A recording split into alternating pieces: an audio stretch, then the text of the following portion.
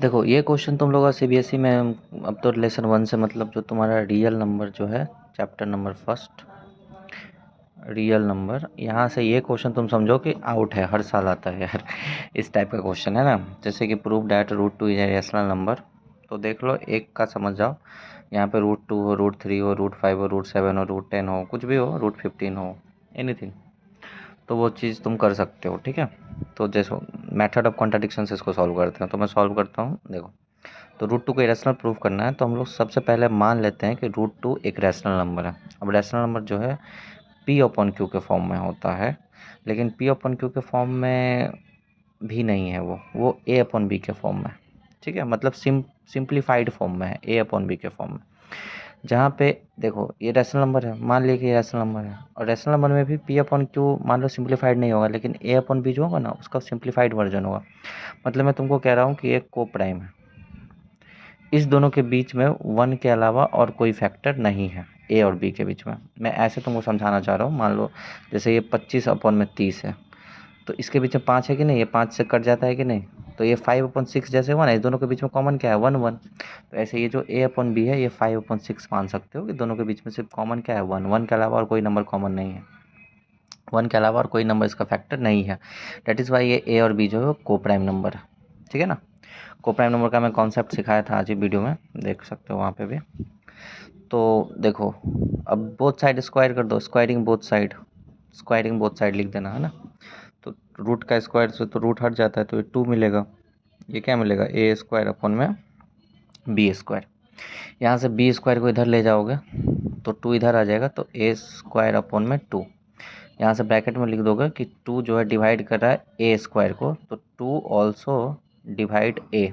अगर कोई नंबर उसके स्क्वायर को डिवाइड करता है तो उस नंबर को भी डिवाइड करता है, जानते हो ये सब बात। तो अगेन अब क्या करो, A में देखो, अब क्या तुमको क्या करना है, हर एक में A में मान लो 2C, जहाँ पे C कोई भी आर्बिट्ररी कांस्टेंट है, ऐसे करके मान सकते हो। ठीक है, तो यहाँ से क्या हो जाएगा, B²। अब A के जगह पे 2C माने हो ना, तो ये A का स्क्वायर है, इसका वैल्यू पुट कर दो यहाँ पे, तो 2C का स्क्वायर/2।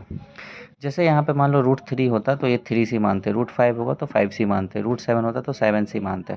जो यहाँ पे रहेगा ना वही चीज़ यहाँ पे लेट करना, यही फ़र्क है, बाकी और कोई फ़र्क नहीं।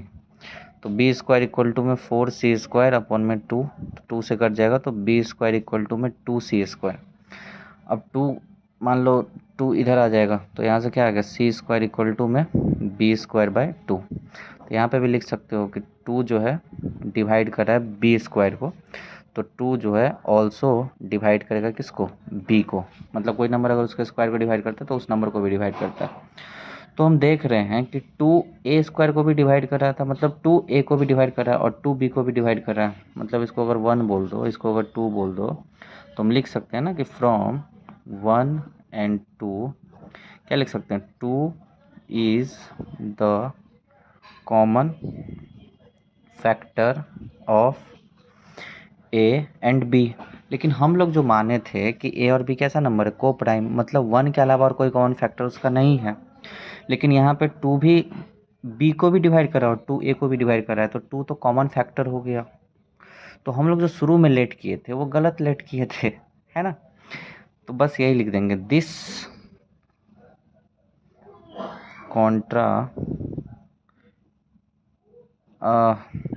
वही सब लिख दोगे, एनसीईआरटी का जो लाइन है ना, लिख दोगे, this contradict the fact that A and B are co prime.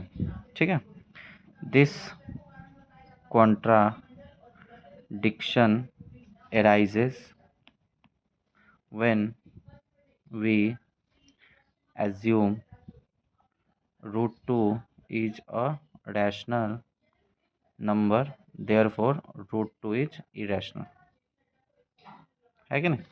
ऐसे करके भाषण लिख दोगे, एनसीईआरटी तुम बुक देखना, उसमें अच्छे से भाषण लिखा हुआ, उसको लास्ट में याद ही कर लेना या देख लेना, है ना। मेरा कहने का सिंपल सा मतलब है कि 2 कॉमन फैक्टर दिखा देना कि 2 A को भी डिवाइड करे, 2 B को भी डिवाइड करे, लेकिन हम लोग जो माने थे A और B को प्राइम माने थे। अब ये कॉन्ट्राडिक्शन हो गया मेरा मानना और क्वेश्चन के अकॉर्डिंग। तो ये कॉन्ट्राडिक्शन कब अराइज हुआ, जब तुम √2 को रैशनल माने थे। अगर तो ये रैशनल मानने से ये कॉन्ट्राडिक्शन हुआ, तो इरेशनल मानने से कॉन्ट्राडिक्शन खत्म हो जाएगा, therefore √2 is a rational number. Okay, मिलता है नेक्स्ट वीडियो में, धन्यवाद।